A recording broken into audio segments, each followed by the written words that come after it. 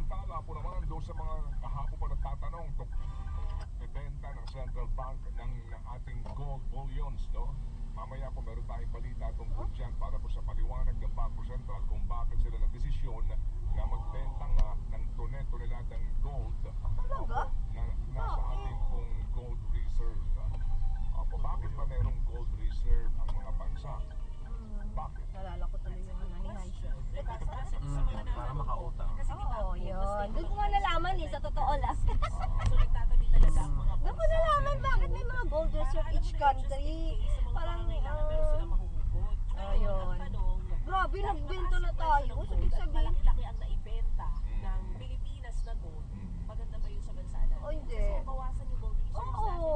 Pero sabi nga ng Bangko Sentral, mamaya po abangan niyo yung mga balita. My God. Kasi po, nung mga... Ko BBM, tanga-tanga mo talaga. Eh kasi may gold na siya bansa eh. po, Nandito di sa ba Cavite. nag-imprenta ng pera, currency, pera. Oo. Lahat ng iyong ini-imprentang pera, may katumbas yan na gold Like, reserve. Kasi para bagang, kung ganun po na wala kang katumbas na halaga na ini-impact mo na merong value, Putan mo. eh pwede ka mag-imprenta ng pera, di ba? You know what I'm saying? Lord. The number one kamote. Violator. Kamote on the road is a government Pero vehicle. nung unang panahon, ganun po talaga. So kung Titingnan ko talaga siya, hindi ako natatakot 3 sa'yo. years old pa lang ako, ganyan na ang mga yan. Red plate, Grabe. ambulansya, Diyos ko Lord, di puti polis ka ah. yes, diba? ganyan talaga yan. Ay, naku, nakaka-highlight aga-aga pa. Walang lisensya yung mga yan.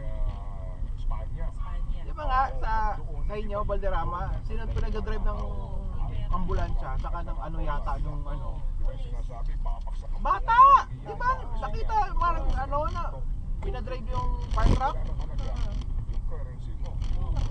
anak ng bumbero, tapos naka-aksidente ata. Polis ka. Tinakot mo. Kasi kaya ganyan. Sa atin dito, God. okay. Sa gobyerno pa naman kayo.